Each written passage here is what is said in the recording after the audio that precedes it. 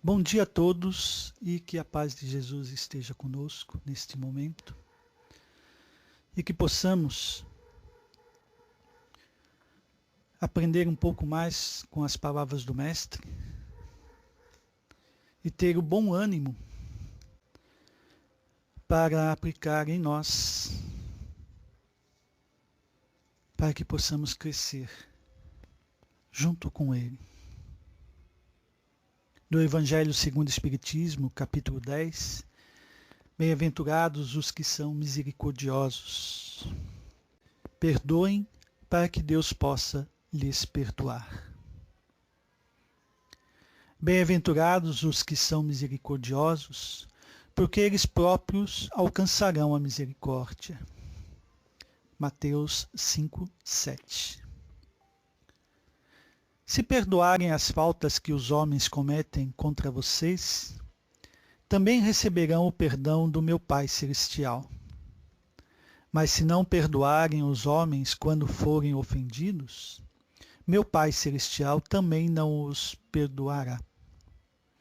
Mateus 6, 14 e 15. Se um irmão pecou contra vocês, vão e acertem a falta em particular com ele. E, se ele ouvir, terão ganho seu irmão. Pedro, aproximando-se de Jesus, perguntou: Senhor, quantas vezes terei que perdoar meu irmão quando ele pecar contra mim? Será até 7 vezes? E Jesus lhe respondeu: Você deve perdoá-lo não apenas 7 vezes, mas sim 70 vezes 7 vezes. Mateus 18, 15, 21 e 22. Lembramos aqui o quanto o Pai é misericordioso conosco, o quanto Ele nos ama, pois basta em nossa intimidade sermos verdadeiros ao ponto de lembrar de nossos pensamentos, das nossas atitudes, para com outros, para com as coisas, com as coisas do Pai. Quanto necessitamos da misericórdia do Pai. E que para que possamos construir esta bem-aventurança, o que devemos vivenciar é o amor. Vivenciar o amor para com os outros, expressando o movimento do perdão. Quem não exerce o movimento do perdão, alimenta-se com as energias destrutivas, desorganizadoras, que atingem o nosso perispírito e nos fazem adoecer. Ser misericordioso é se amar.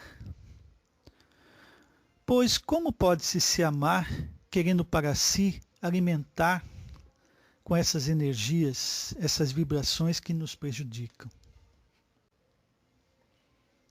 Mas como é esse amar-se e amar o próximo? Deveríamos ser muito gratos ao próximo por nos revelar aquilo que necessitamos, aquilo que necessito para trabalhar em mim. De sempre nos lembrar do que é viver, de estar reencarnado. Pois se aqui estamos, é para nos reajustar, para nos modificar. Modificar pensamentos, modificar sentimentos. Lembramos Jesus, anotado no capítulo 23 do Evangelho: Não penseis que eu tenha vindo trazer a paz à terra. Não vim trazer a paz, mas a espada. Que maravilha poder vivenciar esses conflitos para nos conhecer. Pois só nos conhecendo podemos colocar o Evangelho de Jesus em prática em nós. no nosso dia a dia. Quanta gratidão devemos oferecer ao nosso irmão por nos revelar. Muitos falam, e muita gente fala, que é difícil perdoar. Mas a questão a ser analisada não é perdoar o próximo, e sim perdoar-se. Porque, do ponto de vista da lei, cada um irá colher aquilo que semeou. Então, achar que o outro nos fez um mal é, na verdade, nesse ponto de vista de reflexão, o contrário. Ele está nos fazendo um bem. Ele pode estar sendo o instrumento do Pai, revelando a nós mesmos. Muitas vezes até de uma forma planejada, para que possamos cumprir nosso programa reencarnatório.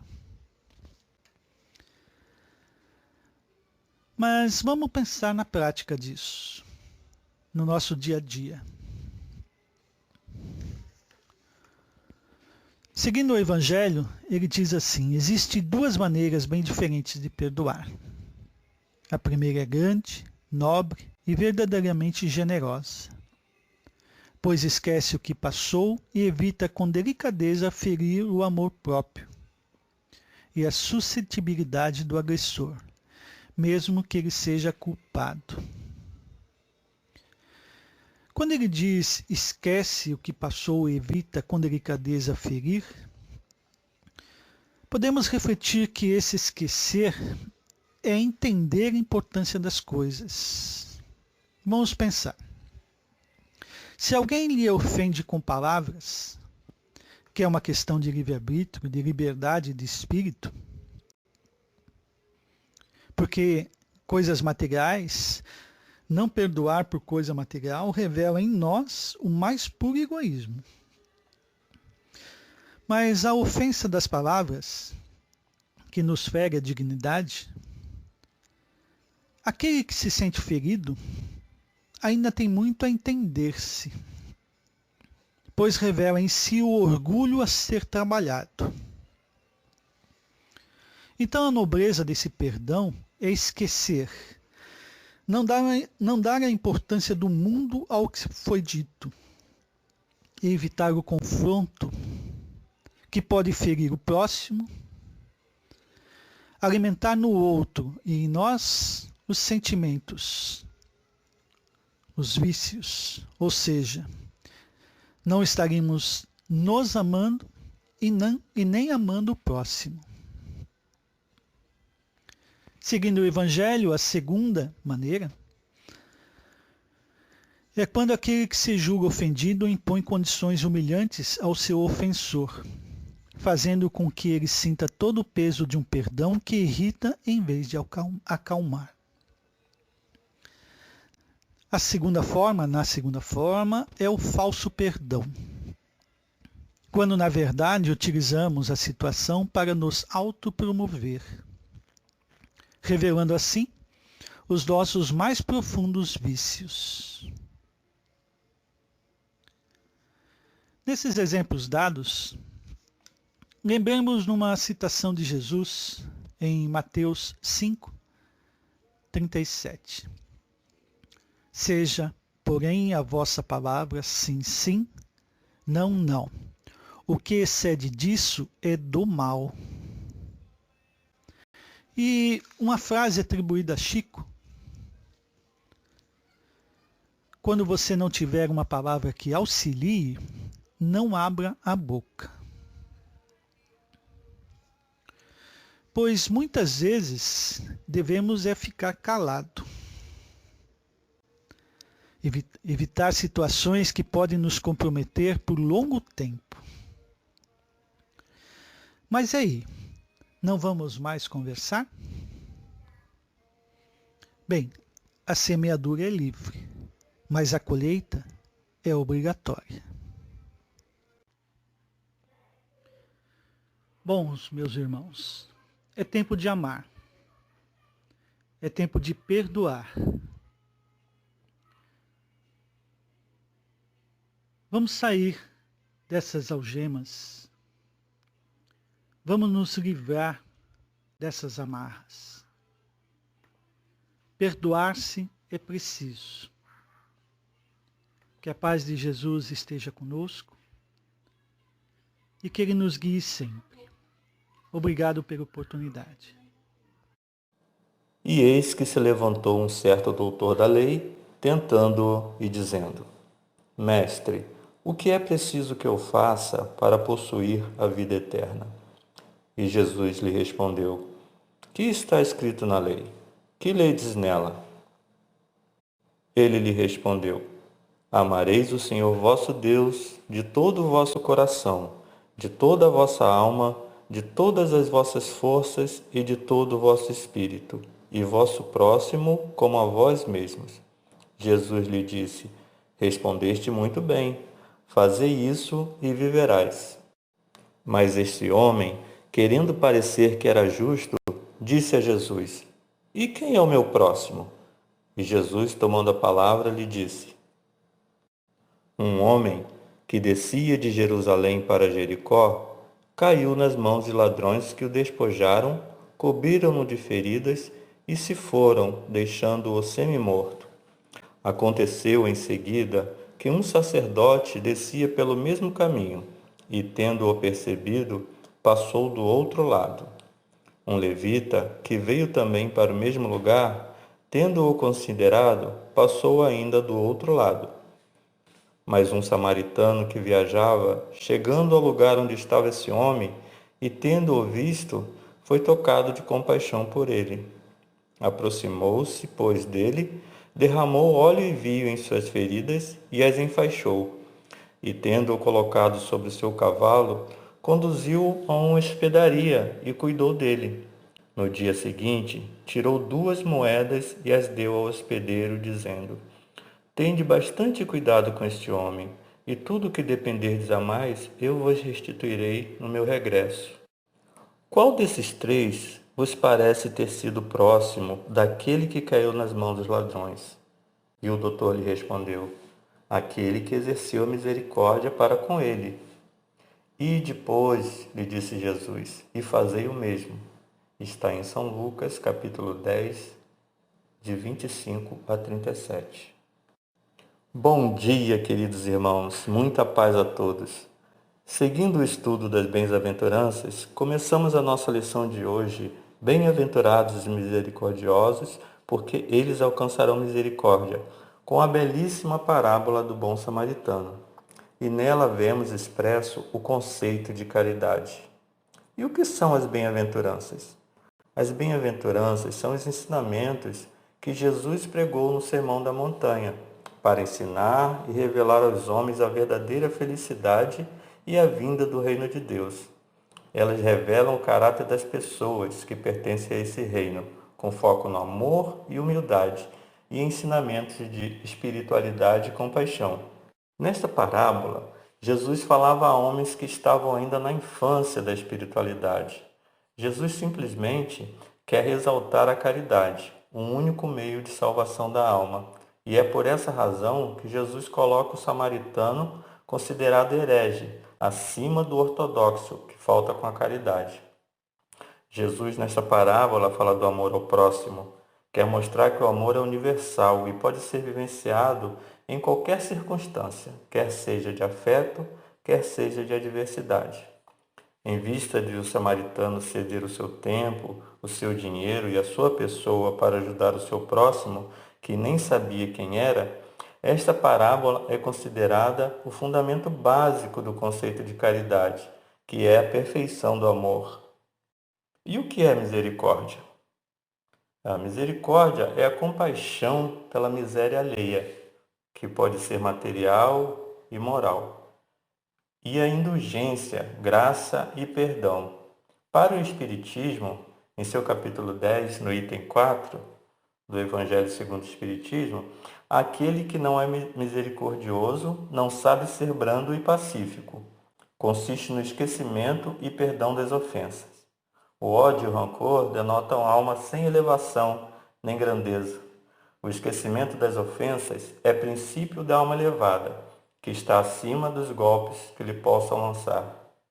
Em outras palavras, misericórdia significa não responder da mesma forma ignorante, não dar o troco, não bater naquele que te apunhalou. Por isso, é fundamental a misericórdia, pois se temos um para com os outros, certamente Deus terá conosco.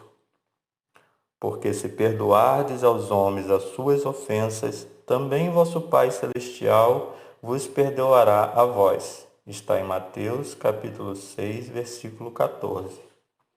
Então, meus irmãos, ser misericordioso é compadecer-se da dor do semelhante, é compreender as suas necessidades, é saber perdoar. E não basta dar coisas materiais, é preciso ser bom, dar de si. Dar coisas materiais é amar o semelhante, e ser bom é amar a Deus. Pode-se fazer o bem sem ser bom, mas é impossível ser bom sem fazer o bem. O homem verdadeiramente bom procura levar o inferior aos seus próprios olhos, diminuindo a distância entre ambos.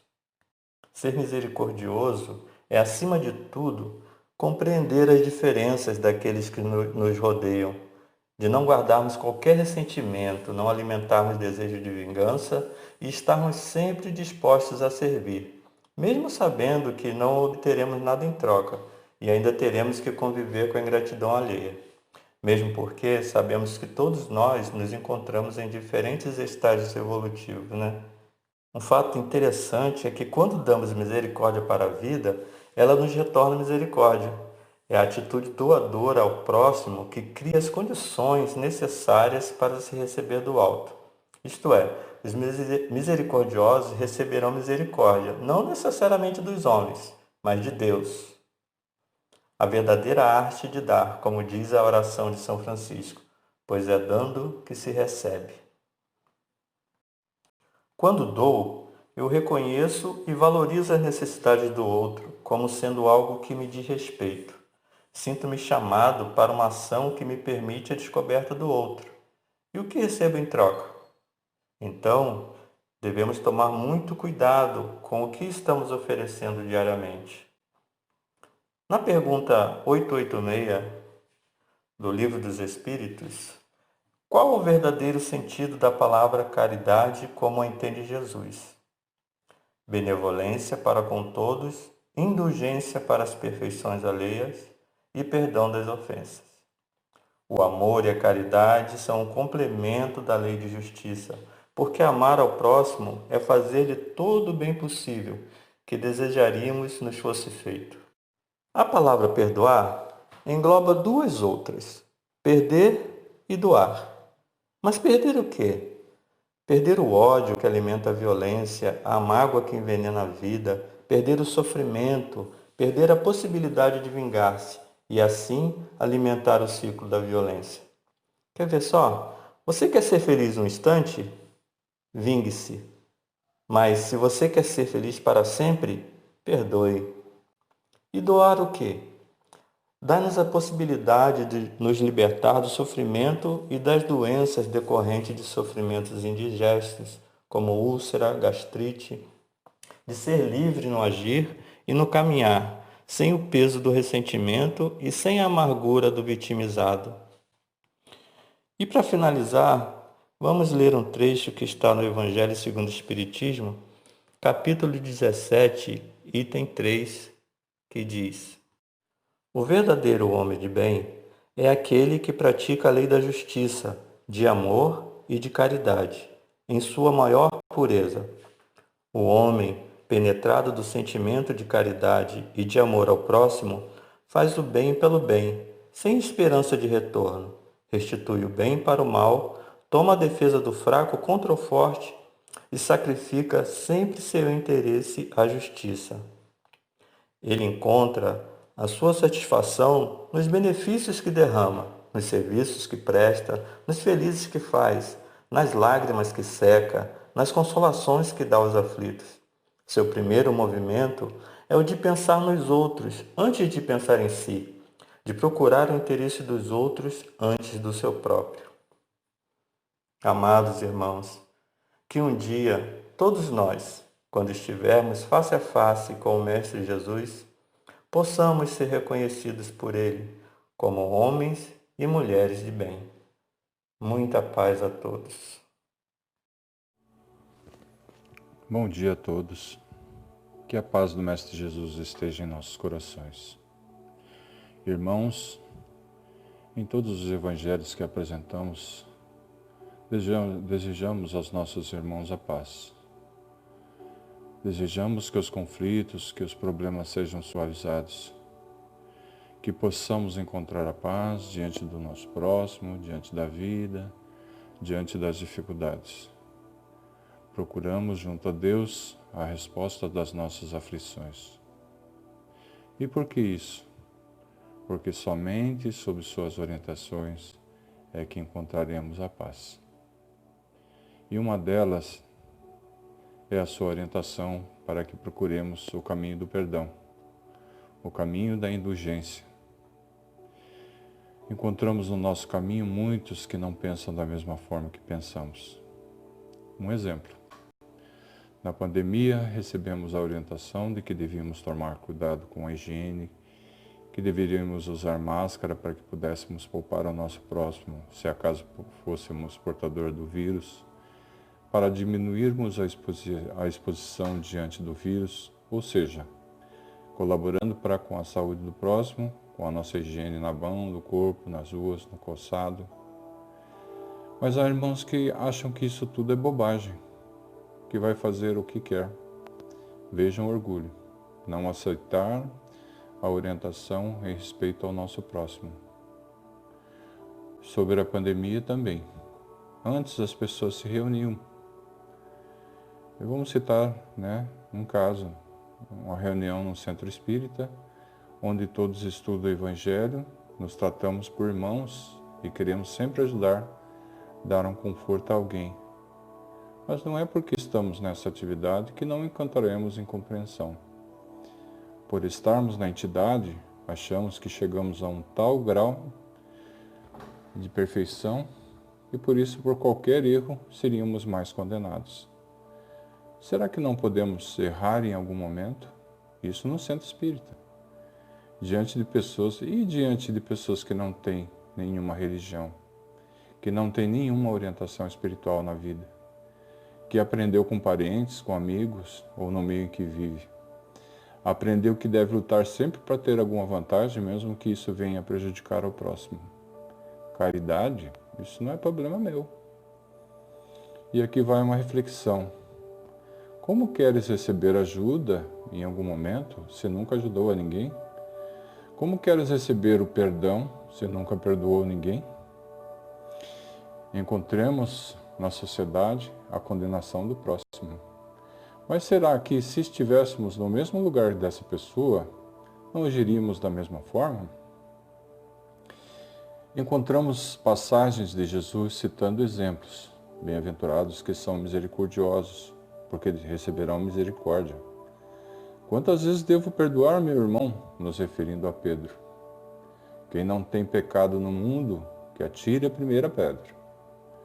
Porque vês um cisco no olho de teu irmão, tu que não enxergas a trave que estás em seu olho? Citamos também os problemas que ocorrem na reencarnação. Um irmão fez mal ao outro, não houve perdão. Não se falam mais, você e eu ficaremos longe. E o que faz Deus? Bem, meus filhos, já que vocês não se perdoaram, agora eu vou colocar um ao lado do outro, como irmãos, como vizinhos, como colegas de serviço, como marido e mulher, como pai e filho, como filho e pai. Tudo para que vocês possam desenvolver a amizade e, em algum momento, o perdão. Ah, eu não aceito. E aí? Um está encarnado, o outro desencarnado. Ah, chegou a oportunidade de me vingar. O que pode resultar na falta de amor? Séculos e mais séculos de encarnação, até que os filhos do nosso Pai, Deus, o Criador, se entendam e se amem. Até lá, será que isso não é a causa do nosso sofrimento? Viver em uma família que seus membros se odeiam? Esse é o cadinho que Deus coloca muitas vezes na família, para que possamos seguir para esse passo importante que é o perdão. Jesus disse, quando estava sendo sacrificado: Pai, perdoai, eles não sabem o que fazem. E é isso, não é porque somos espíritas, católicos, evangélicos e até mesmo ateus, que não precisamos perdoar o nosso próximo. Ninguém pode dizer como foram as experiências que cada um viveu no passado, com quem nos ligamos e copiamos os procedimentos de vida. Não podemos ter escolhido em razão do que a sociedade em que vivemos, na casa, no meio ambiente, não fomos ensinados e orientados como o correto, um caminho errado? É por isso que o Espiritismo veio, para corrigir o que vinha sendo feito de errado na religião e até mesmo na sociedade. Tudo para que pudéssemos, em algum momento, merecermos o paraíso, o reino dos céus, onde todos se dedicam à paz e à felicidade do próximo. Bom, agradeço a oportunidade que me foi dada para fazer essa reflexão, sendo que, lembrando, as palavras que profiro também servem para o ouvido mais próximo. E assim, meus irmãos, muita paz, desejo a todos e que nós possamos, nos lembrarmos dos ensinamentos do Cristo. Que assim seja, graças a Deus.